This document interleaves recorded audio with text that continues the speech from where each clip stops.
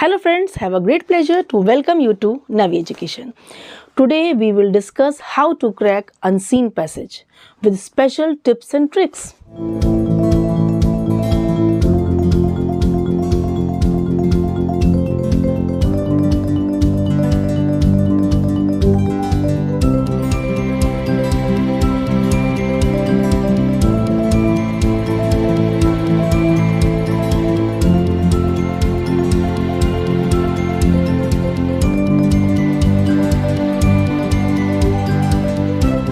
बच्चों, आपके इंग्लिश के पेपर में अनसीन पैसेज तो आता ही है सॉल्व करने के लिए, ओके। और 10th और 12th लेवल का अनसीन पैसेज थोड़ा डिफिकल्ट होता है, लेकिन इम्पॉसिबल नहीं है उसको सॉल्व करना। अगर मेरी इस वीडियो से आपने इन टिप्स और ट्रिक्स को फॉलो कर लिया तो आप अनसीन पैसेज को बहुत ही इजीली सॉल्व कर लेंगे। देखिए, आपका इंग्लिश का पेपर स्टार्ट होता है तो आपका क्या लिखा होता है? Reading comprehension.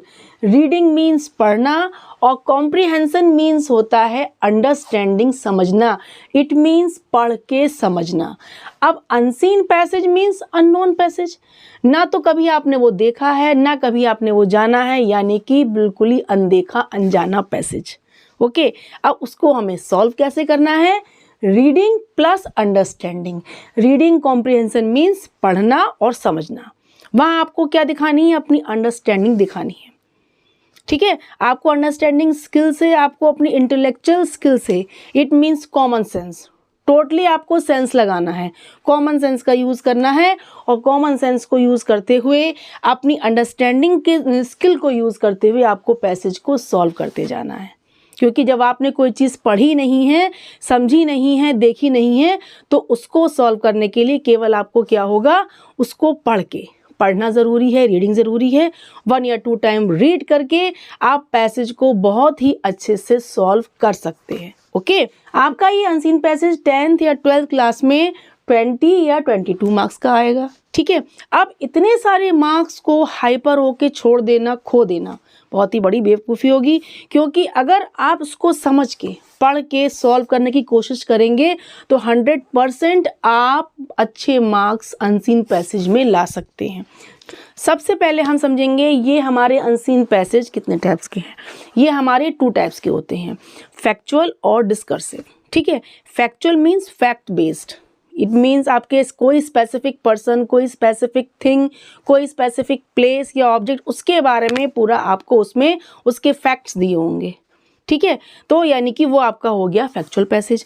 अब आपका आया डिस्कर्सिव में, क्या होता है? Descriptive passage. यानी किसी भी कॉमन, कोई जनरल या किसी कॉमन बात, किसी कॉमन टॉपिक के बारे में डिस्क्रिप्शन दिया होगा, पूरा उसके बारे में आपको डिस्क्राइब किया गया हो, दैट इज़ डिस्कर्सिव पैसेज, ठीक है। अब पैसेज कोई भी हो, आपको ये ध्यान रखना है कि उसको हमें किन टिप्स के साथ सॉल्व करना है। पढ़ना तो दोनों को ही है, ठीक है। पढ़ के समझना आपको दोनों का है, दोनों को ही आपको अंडरस्टैंड करना है अच्छे से, बस तभी आप क्वेश्चन को सॉल्व कर सकते हैं।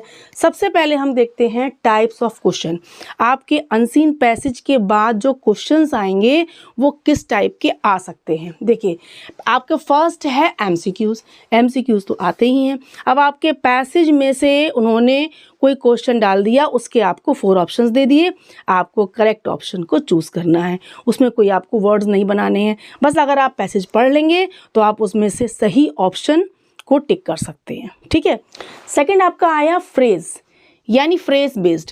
अब जब आपके जो पैसेज दिया होगा उसमें जो पैराग्राफ्स होंगे, उसमें आपके कुछ इंपॉर्टेंट वर्ड्स भी होंगे, कुछ इंपॉर्टेंट फ्रेजेस भी होंगे। तो जब आप उसको रीड करेंगे तो उसमें आपको जो इंपॉर्टेंट फ्रेज लगे, कोई इंपॉर्टेंट वर्ड लगे, कोई डिफ़िकल्ट वर्ड लगे, उसको आप अंडरलाइन करेंगे, तो उसमें से ही कोई एक फ्रेज डाल देंगे वो, ठीक है। अब उसके मीनिंग या सेंस से रिलेटेड आपके 4 ऑप्शंस दे देंगे वो, ठीक है। अब आपको उस फ्रेज़ के ऑप्शंस में से उस फ्रेज़ के मीनिंग को जो कनेक्ट कर रहा है उस ऑप्शन को आपको टिक करना है। तो आप उस फ्रेज़ वाले पैराग्राफ पे जाएंगे और समझ के आप उसके ऑप्शन को ईजिली उसमें से एलिमिनेट करके आप सही ऑप्शन को चूज़ कर लेंगे, ठीक है। थर्ड आपका है फिलअप्स। फिलअप्स यानी कि आपके फिल इन दी ब्लैंक्स। आपके पैसेज के पैराग्राफ में से कोई ऐसा लाइन को वो थोड़ा सा कन्वर्ट करके आपको दे देंगे, यानी कि एक स्टेटमेंट दे दिया, ठीक है। फिर लिख देंगे कंप्लीट दिस स्टेटमेंट।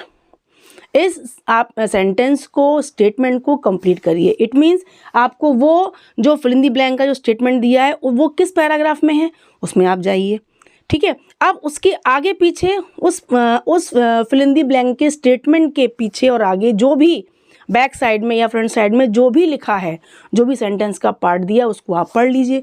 पढ़ने से आपको समझ में आ जाएगा कि उस फिल इन द ब्लैंक में हमको क्या फिल करना है, ठीक है। बहुत लेंदी आपको सेंटेंस नहीं बनाना है, शॉर्ट वर्ड्स में उस फिल इन द ब्लैंक्स को आप फिल कर देंगे, ठीक है। नेक्स्ट आपका आया ट्रू फॉल्स। अब आपको उन्होंने पैराग्राफ्स में से कोई ऐसा टॉपिक, कोई ऐसा कॉन्सेप्ट एक ट्रू फॉल्स के रूप में क्वेश्चन बना के दे दिया, फिर आपसे पूछा इज इट ट्रू और फॉल्स, ठीक है। तो मोस्टली जो ट्रू फॉल्स होगा वो आपका कॉमन या जनरल क्वेश्चन ही होता है।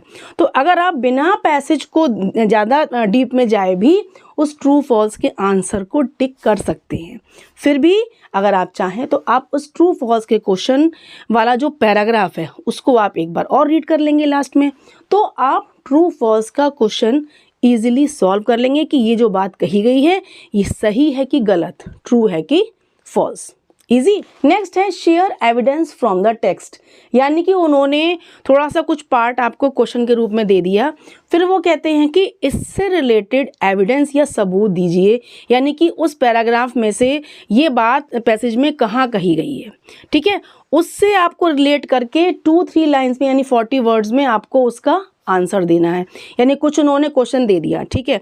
फिर वो कहते हैं इससे संबंधित कोई बात किस पैराग्राफ में कही गई, टेक्स्ट मीन्स जो पैसेज है, ठीक है, उसमें उन्होंने एविडेंस मीन्स सबूत, यानी कि उसमें वो पैसेज में किस जगह ये बात कही गई है उसको आपको शेयर करना है, यानी कि अपने शब्दों में, सेम आपको कॉपी पेस्ट नहीं करना है, अपने शब्दों में उस पैसेज में से ढूंढ के आप 2-3 लाइन्स बना दीजिए, यानी आपका आंसर कंप्लीट हो जाएगा।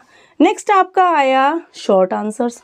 आप क्वेश्चन दे देंगे वो पैसेज बेस्ड, ठीक है, वो शॉर्ट होंगे, यानी कि उनके आंसर्स कैसे होंगे 2-3 लाइन्स के, 40 वर्ड्स के अंदर आपको पैसेज में उनको सर्च करके उनके आंसर्स को आप अपने मन से sentence, easy sentence, short sentences, easy sentences, easy words का यूज़ करके बना के आप कंप्लीट कर सकते हैं।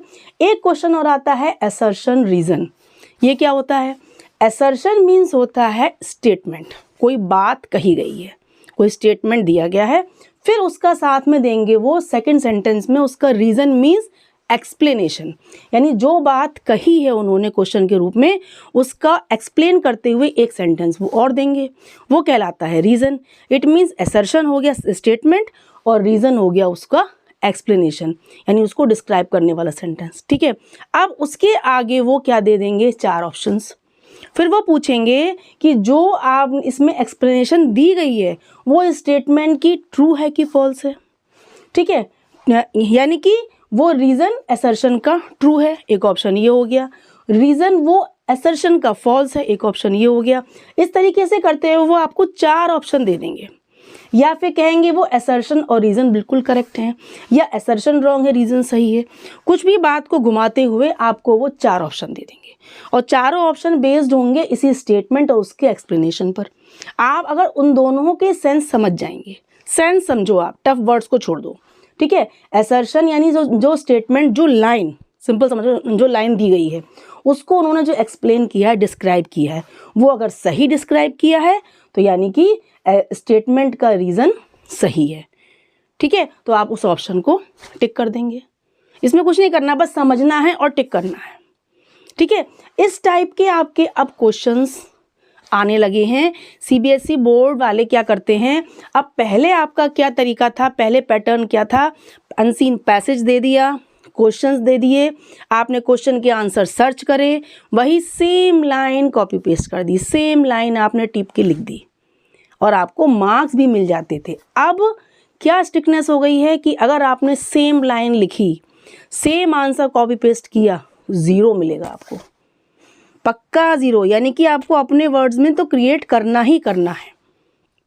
अगर आपको मार्क्स चाहिए तो आपको अपने वर्ड्स में आंसर को एक्सप्लेन करना है, चाहे आप बिल्कुल सिंपल इंग्लिश वर्ड्स यूज़ करके सेंटेंस, शॉर्ट सेंटेंस बनाइए, लेकिन अपने वर्ड्स में लिखिए और वो आपको मार्क्स दे देंगे, क्योंकि वो क्या देख रहे हैं, वो आपकी अंडरस्टैंडिंग स्किल देख रहे हैं, आपकी डिस्क्रिप्शन स्किल देख रहे हैं, आपकी इंटेलेक्चुअल पावर देख रहे हैं, कि आप ना आते हुए भी, ना समझते हुए भी आप कैसे रिलेट करके आंसर बना सकते हैं, उनको ये देखना है। उनको उस वर्ड का मीनिंग नहीं देखना है कि ये टफ वर्ड है तो बच्चा क्या मीनिंग लिख रहा है, वो ये नहीं देख रहे हैं।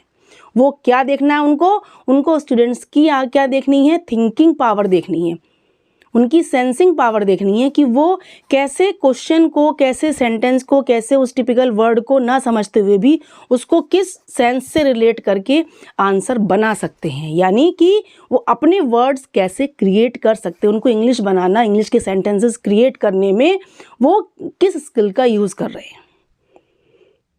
आपकी समझ देखनी है, उनको कॉमन सेंस देखना है। यहाँ आपका कॉमन सेंस चल रहा है यानी सेंसिंग पावर चल रही है। बस यही सीबीएसई बोर्ड वाले देखकर आपको मार्क्स दे देंगे। अगर आपके बिल्कुल शॉर्ट सेंटेंसेस होंगे, इजी वर्ड्स होंगे, तब भी आपको मार्क्स मिल जाएंगे, क्योंकि आपने खुद से बनाए हैं, खुद से क्रिएट किए हैं। सेम कॉपी पेस्ट तो कोई भी कर देगा, सेम सेंटेंसेस टिप के तो हर बच्चा लिख देगा, लेकिन अब वो पैटर्न नहीं चलता है। उस पैटर्न को तो बिल्कुल आप भूल जाइए अब। ओके, अगर आपको अनसीन पैसेज के 20 या 22 मार्क्स पकड़ने हैं। नेक्स्ट हम देख रहे हैं, अब आप इस अनसीन पैसेज, पहले तो आपका ये समझ लिया आपने, अब आप देखिए प्रिपरेशन क्या करनी है पहले आपको। ठीक है, अब जब आपने ये समझ लिया कि आपको खुद से सेंटेंस बनाने हैं, इट मीन्स थोड़ी बहुत ग्रामर तो आनी चाहिए, सेंटेंस बनाना तो आना चाहिए कम से कम, कि सेंटेंस हम क्रिएट करें कैसे। अगर हम सिंपलेस्ट सेंटेंसेस भी बनाएं, ईजीएस्ट सेंटेंसेस भी बनाएं, तो उनको कैसे बनाएं। ऐसा नहीं हो कि हमने सिंगुलर के संग प्लूरल लगा दिया, या हमने प्रेजेंट के संग पास्ट ऐड कर दिया, या हमने ऑन की जगह इन, एट, फ्रॉम लगा दिया। यानी बिल्कुल ही आप कहें कि बिल्कुल ही आप 0 नंबर वाली इंग्लिश यूज़ करेंगे तो आपको मार्क्स कहाँ से मिल जाएंगे। अपना लेवल देखिए, 10th 12th लेवल जो है, इसमें कम से कम सेंटेंस तो बनाना आना चाहिए। इसके लिए क्या करेंगे आप ग्रामर के नाम से एकदम घबराया मत करिए, हाइपर मत हुआ करिए। ग्रामर ज़रूरी है, ठीक है। और अनसीन पैसेज को के आंसर्स को लिखने के लिए थोड़ी सी ग्रामर की प्रिपरेशन भी आपको करनी पड़ेगी। फुल डीप में आप चैप्टर्स में ग्रामर के ना जाके शॉर्ट ट्रिकी वीडियोस से या शॉर्ट ट्रिकी कॉन्सेप्ट से आप इस अनसीन के लिए ग्रामर की प्रिपरेशन कर सकते हैं। फर्स्ट है वोकैबुलरी। अब वोकैबुलरी क्या होती है? वोकैब्स यानी इंग्लिश वर्ड्स को समझना, ठीक है। यानी उनका मीनिंग क्या है, वो क्या मीनिंग दे रहे हैं, क्या उनके सिमिलर मीनिंग वाले वर्ड्स हैं, क्या उनके अपोजिट मीनिंग वाले वर्ड हैं, ठीक है। दीज आर कॉल्ड वोकैबुलरीज, ठीक है। अब आपको क्या करना है, इंग्लिश के वर्ड को कम से कम सेंस लगाना तो आना चाहिए, समझना तो आना चाहिए, तभी तो आप पैसेज को पढ़ के समझ पाएंगे। इसके लिए क्या करेंगे, आप डेली अपनी आप जो और प्रिपरेशंस कर रहे हैं, साइंस, मैथ की, इंग्लिश की, जो भी आप प्रिपरेशन कर रहे हैं, साथ में थोड़ा टाइम, थोड़ा स्पेयर टाइम की लीजिए, उसमें आप वोकैबुलरी की प्रैक्टिस करिए। यानी कि 5-10 वर्ड्स, इंग्लिश वर्ड्स, 5 या 10 वर्ड, जितनी आपकी कैपेसिटी है उतने वर्ड्स डेली इंग्लिश के पढ़िए और उनके सिमिलर मीनिंग और अपोजिट मीनिंग्स को भी रीड करिए। इससे आपके दिमाग में कम से कम ये रहेगा कि हाँ, मैंने ये वर्ड पढ़ा था, इसका मीनिंग ये हो सकता है, ठीक है। जब बिल्कुल ही नहीं पढ़ेंगे तो बिल्कुल अननोन रहेंगे, पैसेज भी अननोन, वर्ड्स भी अननोन, तो फिर तो आपका अनसीन में कुछ नहीं हो सकता। तो थोड़ा तो प्रिपरेशन हर बच्चा करता है, वो तो करना बहुत ज़रूरी है। कुछ वर्ड्स इंग्लिश के डेली प्रिपेयर करिए, उनको पढ़िए, ठीक है, लाउडली पढ़िए, उनके सिमिलर मीनिंग देखिए, उनकी अपोजिट मीनिंग देखिए। इससे आपकी क्या होगी, वोकैबुलरी आपकी इम्प्रूव होगी। नेक्स्ट आया टेंसेस। टेंसेस मीन्स क्या होता है, प्रेजेंट में क्या हो रहा है, पास्ट में क्या हुआ था, फ्यूचर में क्या होगा, ठीक है। यानी हमें टेंसेस का ज्ञान तो बेसिक होना ही चाहिए, ठीक है। तो अब टेंसेस के लिए क्या है, टेंसेस की आप शॉर्ट रिवीजन, यानी कि टेंसेस में हम कैसे सेंटेंस बनाएं, यानी कि हमें किस टेंस में कैसे आंसर हम लिखें, इसके लिए हमको प्रेजेंट, पास्ट, फ्यूचर के टेंसेस के सेंटेंसेस उनके बनाने आने चाहिए। तो आप टेंसेस की मेरी डिटेल वीडियोस भी हैं मेरे चैनल पर, और शॉर्ट ट्रिकी वीडियोस भी हैं, जिसमें आप एक ही बार में सारे टेंसेस समझ सकते हैं। आप जिस भी वीडियो से पढ़ें, लेकिन टेंसेस को एक बार रिवाइज करना है, तब आप अनसीन कर पाएंगे। नेक्स्ट आया प्रेपोजिशंस। अब प्रेपोजिशंस मीन्स क्या हुआ, इन, ऑन, एट, फॉर, फ्रॉम। पढ़े आपने, याद आया? तो यानी प्रेपोजिशंस अगर आप नहीं जानते होंगे तो सेंटेंस बनाने में, आंसर में आप कहीं ऑन, कहीं इन, कहीं एट लगा देंगे तो आपका आंसर सही माना जाएगा? नहीं ना। तो आपको प्रेपोजिशंस को भी एक बार पढ़ना, रिवाइज करना बहुत ज़रूरी है कि इन कहाँ लगाना, ऑन, एट, फॉर, फ्रॉम, ये सब कहाँ लगाना है। इन सब की वीडियोस तो मेरे चैनल पे भी और अदर चैनल्स पे भी ट्रिकी वीडियोस भरी पड़ी हैं, आपको केवल रिवाइज करने की देर है।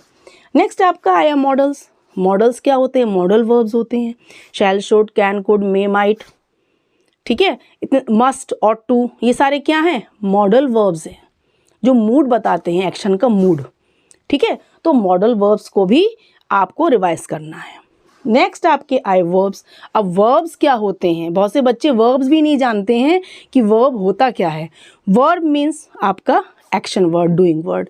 तो इन सारे आप टॉपिक्स को एक बार आपको रिवाइज करना है अगर आपको अनसीन सॉल्व करना है। एट लास्ट मैं आपसे ये कहना चाहती हूँ कि आपको इन टॉपिक्स को, इन ग्रामेटिकल टॉपिक्स को, चाहे वो वोकैब्स हो, चाहे टेंसेज हो, चाहे प्रेपोजिशंस हो, मॉडल्स हो या वर्ब्स हो, इनका प्रिपरेशन करना मस्ट है, क्योंकि इनका थोड़ी थोड़ी इनकी नॉलेज होनी चाहिए, ठीक है। अगर आपको बिल्कुल भी टेंसेस की, वोकैब्स की, बिल्कुल भी वर्ब्स की, प्रेपोजिशंस की नॉलेज नहीं होगी तो आप शॉर्ट आंसर्स के सेंटेंसेस कैसे बनाएंगे, ठीक है। आपको सेंटेंस खुद क्रिएट करने हैं, आपको पैसेज में से सेम सेंटेंसेस को आंसर में ऐड नहीं करना है, तो फिर आप कैसे आप सॉल्व करेंगे उसको? अगर आपको अच्छे मार्क्स चाहिए, आपको 22 मार्क्स ग्रैब करने हैं, तो आपको इन ग्रामेटिकल टॉपिक्स को चाहे आप शॉर्टली रिवाइज करें, किसी भी तरीके से आप इनको प्रिपेयर ज़रूर करिए, ठीक है। और इसका तरीका यही है कि एक एक टॉपिक लेते जाइए और वोकैब्स तो डेली आप अपनी अदर स्टडीज़ के साथ साथ जब आप फ्री हो जिस टाइम, तो कुछ वर्ड्स, 5 या 10 वर्ड्स या 8 वर्ड या 6 वर्ड्स, आप डेली उनके मीनिंग्स, उनके सिनोनिम्स, उनके एंटोनिम्स पढ़ते जाइए।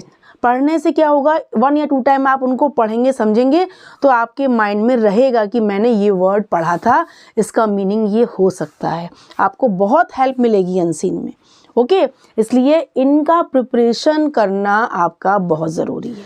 सबसे पहले आप समझिए कि आपको अनसीन पैसेज को पेपर मिलते ही सॉल्व करना स्टार्ट नहीं करना है, क्योंकि अनसीन टाइम लेता है और अनसीन को आपको सबसे लास्ट में करना है। इस क्वेश्चन को बिल्कुल छोड़ दीजिए, बाकी पेपर अपना आप स्टार्ट कर दीजिए। आपके देखिए राइटिंग सेक्शन में आपका नोटिस हो, लेटर्स हो, इन्विटेशन हो, डायरी राइटिंग हो, रिपोर्ट हो, कुछ भी हो, उन सब का फॉर्मेट आपको पता है, पूरा आपको कैसे उनको लिखना है सब मालूम है, आपके क्वेश्चन में दिया गया है, उसके हिसाब से आप कंटेंट भी बना सकते हैं, क्योंकि वो आपका पढ़ा हुआ है, फॉर्मेट सीखा हुआ है, केवल कंटेंट में सेंटेंस बनाने होते हैं, ठीक है।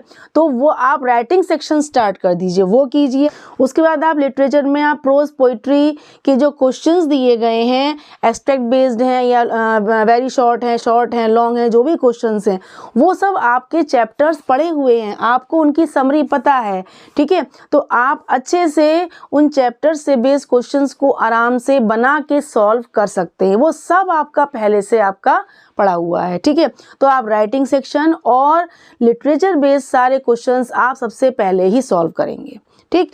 नेक्स्ट आप ये स्टेप ध्यान रखेंगे कि बिल्कुल लास्ट में जब पेपर आप ख़त्म हो जाएगा, पूरा आप सॉल्व कर लेंगे, तब लास्ट के लिए आप उसको 60 मिनट्स या 50 मिनट्स आप उसके लिए छोड़ेंगे, अनसीन के लिए। आपको अनसीन में पौन घंटा या 1 घंटा तो लगने ही वाला है आराम से, ठीक है। तो आप अनसीन के लिए लास्ट का 1 आवर या 50 मिनट्स, ठीक है, आप उसको छोड़ दीजिए, तब आप इसको सॉल्व करिए लास्ट में, ताकि आपके इतने मार्क्स तो आपके कवर हो जाएंगे। उसके बाद आप अनसीन के मार्क्स को सोच समझ के कवर कर सकते हैं, क्योंकि आप उसमें आपको पढ़ने में टाइम लगेगा, रीड करने में टाइम लगेगा, क्वेश्चंस के आंसर्स को सर्च करने में टाइम लगेगा, ओके, ये आप ध्यान रखेंगे। नेक्स्ट आपके स्टेप्स स्टार्ट होते हैं, कैसे हम अनसीन को क्रैक करें, कैसे सॉल्व करें। फर्स्ट है read the first and last paragraph. अब आपने अनसीन को पढ़ना शुरू किया तो आप पूरा मत पढ़िए एक बार में आपने पूरा अनसीन के सारे पैराग्राफ्स पढ़ लिए तो आप एकदम क्या होगा, एकदम बहुत ज़्यादा हाइपर हो सकते हैं। अगर आपको समझ में नहीं आया तो आप पहले क्या करेंगे, फर्स्ट एंड लास्ट, क्योंकि फर्स्ट और लास्ट पैराग्राफ में उस पैसेज में क्या कहा गया है इसके बारे में आपको समझ में आ जाएगा, क्योंकि क्या होता है कि लास्ट में पूरे पैरा का, पूरे आपके पैसेज का जिस्ट या थीम होता ही है। ठीक है, तो आप अगर फर्स्ट एंड लास्ट पढ़ेंगे, थोड़ा सा इंट्रो और उसका पूरा थीम लास्ट में, इतना फर्स्ट और लास्ट पढ़ के ही आपके दिमाग में बहुत कुछ सेट हो जाएगा कि इसमें क्या कहा गया है, इस पैसेज में कहा क्या गया है, क्या थॉट है, किस कॉन्सेप्ट के बारे में इसमें डिस्क्राइब किया गया है। ठीक है, तो आप क्या पढ़ेंगे, पहले first and last paragraph, okay, then आप read first and second question. उसके बाद आप क्या करेंगे, इसके बाद आप नेक्स्ट स्टेप लेंगे कि आप फर्स्ट और सेकंड क्वेश्चन, क्योंकि फर्स्ट क्वेश्चन आपका मोस्टली फर्स्ट पैराग्राफ या फिर सेकंड पैराग्राफ से आता ही है। फर्स्ट क्वेश्चन का आंसर आपका फर्स्ट या सेकंड से ही दिया जाता है। ठीक है, तो आप क्या करेंगे, फिर आप फर्स्ट और सेकंड क्वेश्चन को रीड कर लेंगे। रीड करते ही आपको थोड़ा सा क्लियर होने लगेगा कि हमारे क्वेश्चन में क्या कहा गया है, और आपने फर्स्ट पैराग्राफ आप पढ़ भी चुके हैं, तो आपको थोड़ा सा आंसर का भी आइडिया लगने लगेगा। ठीक है, इतना पढ़ने के बाद नेक्स्ट आप क्या करेंगे, थर्ड स्टेप है रीड द फुल पैसेज। अब आपको इतना सब करने के बाद फुल पैसेज पेशेंटली पढ़ना है, रीड करना है। ठीक है, पढ़ना है और देन फिर क्या करेंगे, एक बार तो आपने पूरा पढ़ लिया तो उसमें थोड़ा बहुत समझ में आएगा, थोड़ा बहुत आपके सिर के ऊपर से निकल जाएगा, तो क्या करेंगे, फिर अगेन आप सेकंड स्टेप इसका लेंगे कि read the full passage again, फिर से आप पूरा पैसेज पढ़ेंगे। ठीक, पढ़ते पढ़ते उसके पैराग्राफ्स को underline typical and important words और फ्रेजेस। अब उनको पढ़ते में हर पैराग्राफ में जो आपको डिफ़िकल्ट वर्ड लगे, जो आपको इम्पोर्टेंट वर्ड लगे, जो आपको इम्पोर्टेंट फ्रेज लगे, जो भी चीज़ आपको थोड़ा लगे कि हाँ अलग है, हटके है, डिफ़िकल्ट है, टफ है या कुछ इम्पोर्टेंट है, उसको तुरंत ही पेंसिल से अंडरलाइन कर लेंगे, हाईलाइट कर लेंगे। ठीक है, ये आपके बहुत काम आने वाला है क्वेश्चंस को सॉल्व करने में। ठीक, नेक्स्ट क्या करेंगे, don't be panic for typical words. अब कोई टिपिकल वर्ड आया, कोई डिफ़िकल्ट वर्ड आया कि आपको बिल्कुल भी समझ में ही नहीं आया, तो एकदम हाइपर होके आप क्या अपना कंट्रोल नहीं खोएंगे, एकदम परेशान नहीं होंगे, पैनिक नहीं होंगे। ठीक, क्योंकि सीबीएसई बोर्ड वाले क्या करते हैं, वो इन पेपर्स में इस अनसीन पैसेज के पैराग्राफ्स में डिफ़िकल्ट वर्ड्स जानबूझ के देते हैं ताकि बच्चा कंफ्यूज हो, थोड़ा डिस्टर्ब हो। ये देखते हैं कि वो कितना समझ पा रहा है, यानी बिना उस वर्ड का मीनिंग जाने वो कैसे उस वर्ड को सेंटेंस के क्वेश्चन से, आंसर से या पैराग्राफ से रिलेट कर पा रहा है, क्या वो समझ रहा है, यानी उसका कॉमन सेंस क्या है, उसकी सेंसिंग पावर क्या है, उसकी इंटेलिजेंस क्या है, यानी वो कितना समझ पा रहा है, कितना उसको अंडरस्टैंड कर पा, यानी कि बिना मीनिंग जाने, जब आपको मीनिंग नहीं पता है तो आप उसको कैसे समझेंगे, ये उनको देखना होता है। उनको उस प्रॉपर वर्ड का, उस जो डिफ़िकल्ट वर्ड का मीनिंग नहीं देखना है, वो ये देख रहे हैं बिना इसका मीनिंग समझे वो कैसे इसका आंसर लिखता है, कहाँ से इसका आंसर सर्च करता है, कैसे किस वर्ड से रिलेट करके इसका आंसर लिख रहा है। यही आपकी इंटेलिजेंस है, यही आपकी अंडरस्टैंडिंग है, और यही आपको करना है। डिफ़िकल्ट वर्ड समझ में नहीं आए, जाने दीजिए, लेकिन आप जब उससे रिलेटेड आप जब पैरा को बार बार पढ़ेंगे तो आपको थोड़ा बहुत समझ में आएगा कि इसमें क्या कहा गया है। बस जो समझ में आए उसी को 2-3 वर्ड्स में आप उसका 2-3 लाइन्स में आप उसका आंसर बना दीजिए। शॉर्ट क्वेश्चन है तो आपको 2-3 लाइन्स में 40 वर्ड्स के अंदर आंसर क्रिएट करना है। तो डिफ़िकल्ट वर्ड को आप एकदम उसको देख के पजल मत होइए। ओके, नेक्स्ट आया स्टार्ट सॉल्विंग एमसीक्यूज। अब आपने इतना सब कर लिया, अब आप स्टार्ट करेंगे क्वेश्चंस को सॉल्व करना। सबसे पहले स्टार्ट सॉल्विंग। अब आप एमसीक्यूज सबसे इजी होते हैं, यानी फास्ट, यानी बहुत ही शॉर्ट टाइम लेते हैं। तो एमसीक्यूज को आप सॉल्व करना स्टार्ट कीजिए। जितने भी अनसीन में एमसीक्यूज हो पहले उनको सॉल्व कर लीजिए। ठीक है, एमसीक्यूज में क्या होता है, आपका क्वेश्चन दिया है, उसके 4 ऑप्शन दिए हैं, तो आप उन ऑप्शंस को, आपने पैसेज 2 बार पढ़ लिया है अच्छे से, तो आप उनके एमसीक्यूज को इजीली सॉल्व कर लेंगे। फिर भी समझ में नहीं आता है तो उस जो क्वेश्चन दिया गया एमसीक्यू में उसका पैराग्राफ कौन सा है, वहाँ जाके एक बार आप फिर से रीड कर लीजिए, तुरंत आपको उसका ऑप्शन समझ में आ जाएगा।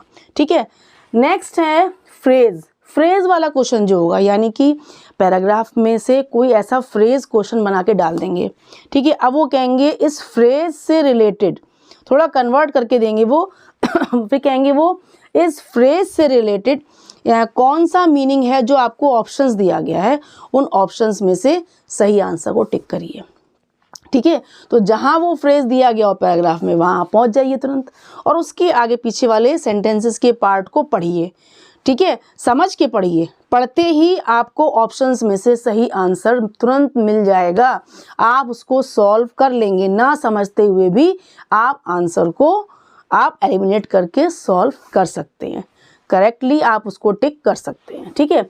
अब इसके साथ साथ फिलअप्स भी आते हैं, यानी फिल इन दी ब्लैंक के तौर पर कोई भी कॉन्सेप्ट को पैराग्राफ के आपको सेंटेंस को दे देंगे, सेम नहीं देंगे, थोड़ा सा कन्वर्ट करके देंगे घुमा फिरा के, ठीक है, लेकिन कॉन्सेप्ट जो थॉट होगा वो पैराग्राफ का ही होगा। तो आपको उसको पढ़ते ही पैराग्राफ में उसको देखना पड़ेगा कि वो फिल इन दी ब्लैंक्स वाला सेंटेंस जो है वो किस पैराग्राफ में है, अगर समझ में नहीं आता है तो, ठीक है। अब उस पैराग्राफ को आप पढ़ेंगे तो उसके आगे का पार्ट जितना डैश करके दिया है उसको आप इजीली फिल कर सकते हैं। बहुत लंबा आपको सेंटेंस फिल नहीं करना है, स्टेटमेंट उसमें आपका लिखा होता है कंप्लीट द स्टेटमेंट, यानी कि जो फिल इन दी ब्लैंक्स के तौर पर जो स्टेटमेंट दिया है उसमें डैश में फिल करना है, तो 2-3 वर्ड्स के अंदर वो आंसर फिल करना होता है। लंबा सेंटेंस, लॉन्ग सेंटेंस बना के आंसर नहीं लिखना है, ठीक है। 2-3 वर्ड्स तो आप इजीली लिख सकते हैं। जब आप पैराग्राफ पढ़ लेंगे तो उस स्टेटमेंट से संबंध आप क्या लिखना है आपको समझ में आ जाएगा, ठीक है। नेक्स्ट है ट्रू फॉल्स वाला। इसमें क्या होगा, क्वेश्चन दे दिया जाएगा, क्वेश्चन में आपको जो कॉन्सेप्ट दिया जाएगा वो आपके किसी ना किसी पैराग्राफ में होगा, ठीक है। अब वो पूछेंगे ये ट्रू है कि फॉल्स है, आप क्या करेंगे उसको पढ़ के। जनरली ट्रू फॉल्स क्या होता है, थोड़ा सा कॉमन ही जनरल ही क्वेश्चन होता है, उसको आपने क्वेश्चन को 2 टाइम्स पढ़ा तो आपको ट्रू फॉल्स अपने आप ही आ जाएगा समझ में। फिर भी यदि कुछ बच्चों को प्रॉब्लम हो तो तुरंत ही उस क्वेश्चन से रिलेटेड आपका जो पैरा हो वहाँ पहुँच जाइए, उस पैरा को एक बार रीड कर लीजिए, देखिए आपको ट्रू और फॉल्स समझ में आ जाएगा कि उन्होंने जो बात कही है, जो क्वेश्चन कहा है वो ट्रू है कि फॉल्स है। Okay, next type of question आता है असर्शन और रीजन का क्वेश्चन। ये क्वेश्चन बड़ा ही इंपॉर्टेंट है, ये ज़रूर आता है और ये आपके वर्ड्स देख के आप घूम रहे होंगे असर्शन होता क्या है, कुछ नहीं है। Assertion means statement sentence, simple आपका कोई स्टेटमेंट कोई सेंटेंस पैराग्राफ में से उन्होंने दे दिया, थोड़ा सा चेंज करके देंगे, वो सेम तो नहीं देते हैं वो अब, ठीक है, लेकिन देंगे पैराग्राफ्स में से ही। तो एक सेंटेंस स्टेटमेंट दे दिया, फिर उसका रीज़न सेकंड सेंटेंस में क्या देंगे, उसका रीज़न यानी कि उसको एक्सप्लेन करेंगे, इसका एक्सप्लेनेशन देंगे नेक्स्ट सेंटेंस में। 2 सेंटेंसेस हो गए, पहला स्टेटमेंट हो गया, नेक्स्ट आपका उसका एक्सप्लेनेशन हो गया, ठीक है। अब वो क्या करेंगे, वो आपको 4 ऑप्शन दे देंगे। किसी में कहेंगे वो कि रीज़न असर्शन के लिए सही है, प्रॉपर है, ठीक है। नेक्स्ट में कहेंगे कि वो रीज़न असर्शन के लिए सूटेबल नहीं है, प्रॉपर नहीं है, ठीक है। नेक्स्ट वो कह सकते हैं कि दोनों ही ऐसा, मतलब कि रीज़न सही है लेकिन स्टेटमेंट प्रॉपर नहीं है, यानी घुमा फिरा के वो आपको 4 ऑप्शन देंगे। फिर पूछेंगे कि इसमें से कौन सा सही है, कि आपको एक्सप्लेनेशन रीज़न का इसका स्टेटमेंट का सही लग रहा है, बिल्कुल एक्यूरेट, तो आप उसको टिक कर देंगे। आपको लग रहा है कि स्टेटमेंट के हिसाब से एक्सप्लेनेशन रॉन्ग है, आप उसको टिक कर देंगे। इस तरीके से आपके जो 4 ऑप्शन होंगे उनको कामली बहुत ही पेशेंटली आप पढ़ेंगे तो आपको समझ में आ जाएगा कि स्टेटमेंट का एक्सप्लेनेशन उसके हिसाब से सही है कि नहीं, एक्यूरेट है कि नहीं, उसी ऑप्शन को आपको टिक कर देना है, ठीक है। ये हो गया आपका। अब नेक्स्ट क्वेश्चन आता है share evidence from the text, ठीक है। अब उन्होंने कोई भी सेंटेंस का पार्ट दे दिया क्वेश्चन के रूप में, ठीक है।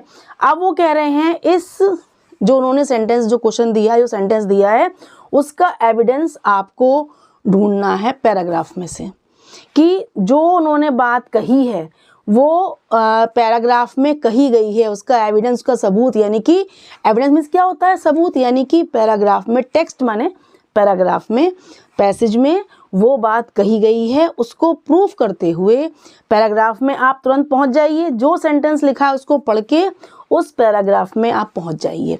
फिर उससे रिलेटेड जो भी दिया गया हो एविडेंस के तौर पर, जो भी उसमें कहा गया हो, उसको अपने शब्दों में 2-3 लाइन्स यानी 40 वर्ड्स में लिख दीजिए। कुछ नहीं करना है। एविडेंस वर्ड देख के एकदम घूम मत जाइएगा। इसमें क्या मतलब है? सिंपल उनका मतलब कहने का ये है, जो उन्होंने क्वेश्चन सेंटेंस या जो उन्होंने सेंटेंस स्टेटमेंट दिया है उससे आपका जो भी पैराग्राफ रिलेट कर रहा हो उस पर आप पहुंचिए। ठीक है, पहुंचकर आपको उसमें से उस सेंटेंस से बेस्ड जो भी बात कही गई हो उसको फिर से अगेन एक बार रीड कर लीजिए। फिर जो आपके समझ में आए अपने शब्दों में 2-3 लाइन्स में उसके बारे में आप शेयर कीजिए। इट मीन्स लिखिए कि हाँ पैराग्राफ में इससे संबंधित बात ये कही गई है, बस, और कुछ नहीं करना है। आ गया समझ में आप? नेक्स्ट आपका आया शॉर्ट आंसर्स। ये सारे क्वेश्चंस जो आएंगे साथ में शॉर्ट आंसर्स, बीच बीच में शॉर्ट क्वेश्चंस बीच में दिए होंगे आपको, तो आपको सबसे लास्ट में करने हैं short questions, short answers last में करने हैं। फ्रेजेस हैं, एमसीक्यूज हैं, ट्रू फॉल्स है, फिल इन दी ब्लैंक्स है, असर्शन है, एविडेंस वाला क्वेश्चन है, ये सारे बहुत छोटे छोटे हैं, इनको पहले कर लीजिए आप। ठीक है, लास्ट के लिए आप क्या छोड़ देंगे? शॉर्ट आंसर्स, क्योंकि इनको आपको खुद को बनाना होगा सेंटेंसेस को। 2-3 लाइंस में 40 वर्ड्स के अंदर आपको उन क्वेश्चंस के आंसर देने होंगे। लेकिन लास्ट में करने में फ़ायदा ये होगा, जब आप इतना सारा आप कर चुके, यानी कि पैसेज 2 बार पढ़ चुके होंगे, ये सारे क्वेश्चंस आप सॉल्व कर चुके होंगे, तो आपको इनका आंसर तो अपने आप मिल जाएगा। आप बहुत ही ईजिली इन क्वेश्चंस के आंसर के सेंटेंसेस को बना पाएंगे, क्योंकि आप तो इतना सब सॉल्व कर चुके, लास्ट में पहुंचे हैं, यानी कि पूरा पैसेज आपके सामने क्लियर है। तो आप बहुत ही इजीली इन शॉर्ट क्वेश्चंस के आंसर्स 40 वर्ड्स के अंदर 2-3 लाइंस में लिख सकते हैं अपने ही शब्दों में। जैसे भी समझ में आए खुद लिखिए, खुद के सेंटेंस बनाइए, छोटे छोटे शॉर्ट सेंटेंसेस इजी वर्ड्स के साथ क्रिएट करिए। ज़्यादा आपको टिपिकल एडवांस इंग्लिश की ज़रूरत नहीं है। अगर आपको अपनी बात कहनी है एग्जामिनर से तो बहुत ही सिंपल इंग्लिश में शॉर्ट सेंटेंसेस में इजी वर्ड्स से अपनी बात कहिए, पैसेज से रिलेट करते हुए। ठीक है, तो आप इजीली 2-3 लाइंस में आंसर्स लिख लेंगे। क्योंकि लास्ट में करने से आपको ये सारा सॉल्व करने के बाद तो आप बहुत आसानी से इन शॉर्ट आंसर्स को लिख लेंगे, ये आपको फ़ायदा होने वाला है। ठीक है, don't copy paste the sentences of given passage. मैंने आपसे पहले भी कहा था कि पैसेज में से दिए हुए सेंटेंसेस को कॉपी पेस्ट मत करना गलती से भी, उनको थोड़ा सा डाइवर्ट, थोड़ा सा कन्वर्ट कर लेना अपनी भाषा में, तब लिखना। सेम सेंटेंसेस मत लिखना। ठीक है, क्रिएट योर ओन सेंटेंसेस, अपने खुद के सेंटेंस बनाने हैं। वो आपकी क्रिएटिंग पावर देख रहे हैं कि आपका क्रिएशन क्या है, आप कैसे सेंटेंस को क्रिएट करते हैं। ठीक है, आपकी थिंकिंग पावर क्या है, आपकी सेंसिंग पावर क्या है, इसलिए आपको खुद से बनाना। अगर आपको नंबर चाहिए, सेम सेंटेंस आपने पेस्ट किया तो वो ऐसा ही होने पर भी ऐसे काट देंगे, फिर आप कहेंगे हमने तो मिस्टेक की नहीं, हमारे नंबर कहाँ चले गए। ठीक है, next, put the question number on each answer carefully to avoid mistakes. एक आपको बात ध्यान रखनी है, एक आपको स्टेप बहुत ही के ध्यान रखना है कि जिस आंसर को भी लिखें उसका क्वेश्चन नंबर जो क्वेश्चन पेपर में दिया गया है वही क्वेश्चन नंबर आपको उसमें लिखना है। चाहे वो स्टार्टिंग में करें, चाहे वो लास्ट में करें सॉल्व, चाहे वो मिड में करें सॉल्व, जहाँ भी करें, हर क्वेश्चन का आंसर लिखने पर उस क्वेश्चन नंबर को जो क्वेश्चन पेपर में दिया गया है वही आपको क्लियरली लिखना है, ताकि आप भी मिस्टेक्स करने से बचें और एग्जामिनर जब कॉपी चेक करे तो वो भी कंफ्यूज ना हो कि कौन से क्वेश्चन का आंसर कहाँ है, किसका आंसर है कि नहीं है। यानी अगर उसको आंसर सही नहीं मिलेगा, वो ढूंढता रहेगा कॉपी में, तो वो आपके मार्क्स काट लेगा। ठीक है, तो अगर आपका बिल्कुल क्लियर नंबर लिखा हो क्वेश्चन का तो वो इजीली आंसर को क्वेश्चन से रिलेट करके चेक करके आपको मार्क्स दे देगा। इसलिए क्वेश्चन नंबर भी सही आपको केयरफुली लिखना है हर आंसर से पहले। बच्चों आपके अनसीन पैसेज में जो क्वेश्चंस आपको घुमाने वाले हैं, चक्कर में डालने वाले हैं, बहुत ज़्यादा कंफ्यूज करने वाले हैं और जिनको देख के आप हाइपर हो सकते हैं, चलिए उन क्वेश्चंस को बहुत ही इजीली एक बार सॉल्व करके देखते हैं। और ये क्वेश्चंस आपके सारे क्या हैं, बोर्ड पेपर में आए हुए हैं। ठीक है, चलिए इनको सॉल्व करें। देखिए आपको फिर अनसीन में ज़रा भी डाउट नहीं रहेगा और बहुत ही ईजिली आप उनके आंसर्स को सर्च करके करेक्ट ऑप्शन को टिक कर सकते हैं या आंसर्स को क्रिएट कर सकते हैं। फर्स्ट मैं लाई हूँ फ्रेज वाला क्वेश्चन। ठीक है, अनसीन में एक क्वेश्चन आता है आपका जिसमें आपके पैसेज में से कोई भी फ्रेज उठा के दे देते हैं। ठीक है, अब जैसे सपोज आपका अनसीन पैसेज है, उसमें आपका ये फ्रेज दिया गया है, the phrase stimulate execution in para 3। Para 3 उन्होंने पैरा 3 भी मेंशन कर दिया है। तो अगर आपको इस फ्रेज को पढ़ के पैरा 3 में से सर्च मारना है तो आप पैरा 3 पढ़ के भी इसके आंसर को टिक कर सकते हैं। या फिर आप अपने आप से भी देखिए, अगर पैरा 3 को आप नहीं पढ़ते हैं तब भी इसका मीनिंग आप गैस लगा सकते हैं, गैस वर्क कर सकते हैं। क्योंकि आपको यदि इन दोनों वर्ड्स का मीनिंग नहीं पता है फिर भी आप इनके ऑप्शंस को पढ़ के देखिएगा, थोड़ा बहुत आपका गैस वर्क लग सकता है। स्ट्रेटेजिक डिस्ट्रक्शंस, अब देखिए स्टिमुलेट एग्जीक्यूशन का मीनिंग स्ट्रेटेजिक डिस्ट्रक्शन। आप स्ट्रेटेजिक मान से बड़ा ही क्या होता है, सिस्टमेटिक वे में स्ट्रेटेजी बनाकर, डिस्ट्रक्शंस माने होता है विनाश, सर्वनाश, सब चीज़ को ख़त्म कर देना, डिस्ट्रॉय कर देना। यहाँ पर कोई भी डिस्ट्रॉय करने वाली बात नहीं हो रही है, यानी ये आपका ये ऑप्शन तो बिल्कुल गलत है। नेक्स्ट आया इमिटेट क्रिएशंस। अब इमिटेट माने क्या होता है, कोई चीज़ कॉपी करना, सेम नकल करना। तो यहाँ पर इमिटेट का मीनिंग भी यहाँ पर प्रॉपर नहीं लग रहा है, हम केवल गैस वर्क लगा रहे हैं। ठीक है, शेक इन्वेंशंस। अब इन्वेंशंस को शेक करना, यहाँ कोई इन्वेंशन की बात अभी नहीं हो रही है। ठीक है, अब 4 देखिए मोटिवेट इम्प्लीमेंटेशन। अब मोटिवेट मीन्स किसी को इंस्पायर करना, प्रेरणा देना, मोटिवेट करना। इम्प्लीमेंटेशन मीन्स अच्छी बात को, किसी चीज़ को आगे बढ़ाना, किसी चीज़ को अच्छे से एग्जीक्यूट करना। ठीक है, इम्प्लीमेंट करना, यानी हमारा हम अगर गैस वर्क भी लगाएं तो स्टिमुलेट एग्जीक्यूशन का मीनिंग हमारा मोटिवेट इम्प्लीमेंटेशन, कुछ हद तक हमें गैस वर्क सही लग रहा है। ठीक है, अब हम क्या कर सकते हैं, पैरा 3 पढ़ के इसको थोड़ा बहुत कंफर्म कर सकते हैं। ठीक है, पैरा 3 में से आप इसको पढ़ के, इसके आगे पीछे सेंटेंसेस को पढ़ के, पार्ट को पढ़ के भी आप इसका आंसर टिक कर सकते हैं। वैसे इसका आंसर ये वाला डी वाला आंसर ही सही होगा। ठीक है, हमने गैस वर्क लगाया और पैरा 3 पढ़ के भी आप देखेंगे तो आपको मोटिवेट इम्प्लीमेंटेशन का आंसर करेक्ट आएगा। ठीक है, ये आपका क्लियर हो गया कि फ्रेज हमें कैसे सॉल्व करना है। नेक्स्ट आया आपका ट्रू फॉल्स वाला। अब पैसेज में से कोई भी उन्होंने पार्ट दे दिया it is not necessary to provide financial support to the youth as only academic performance plays an upper hand in deciding the stress level. अब इस क्वेश्चन में वो क्या कह रहे हैं, देखिए वो कह रहे हैं यह ज़रूरी नहीं है कि किसी भी स्टूडेंट को का फाइनेंशियल सपोर्ट उसको दिया जाए, है ना, क्योंकि वो कह रहे हैं यूथ को, यंग बच्चों को फाइनेंशियल सपोर्ट की नीड नहीं है, क्योंकि वो कह रहे हैं उनका स्ट्रेस लेवल, उनके एकेडमिक, उनकी पढ़ाई की परफॉर्मेंस, उनकी स्टडीज़ की परफॉर्मेंस ही उसके लिए उनकी सबसे ज़्यादा क्या है, प्लेज एन अपर हैंड, माने अपर रोल, इंपॉर्टेंट रोल प्ले करता है उनका स्टडीज़ का परफॉर्मेंस उनके स्ट्रेस लेवल के लिए। यानी ये बिल्कुल रॉन्ग है। अगर यूथ को, यंग बच्चों को, स्टूडेंट्स का फाइनेंशियल सपोर्ट उनको होगा, अगर वो फाइनेंशियली स्ट्रॉन्ग होंगे तो उनका स्ट्रेस लेवल क्या होगा, कम होगा कि ज़्यादा, कम होगा। यानी उनके अंदर कॉन्फिडेंस रहेगा, उनके अंदर सेटिस्फेक्शन रहेगा कि मेरा फाइनेंशियल लेवल सही है, यानी उनका पढ़ने में और ज़्यादा अच्छे से मन लग सकता है।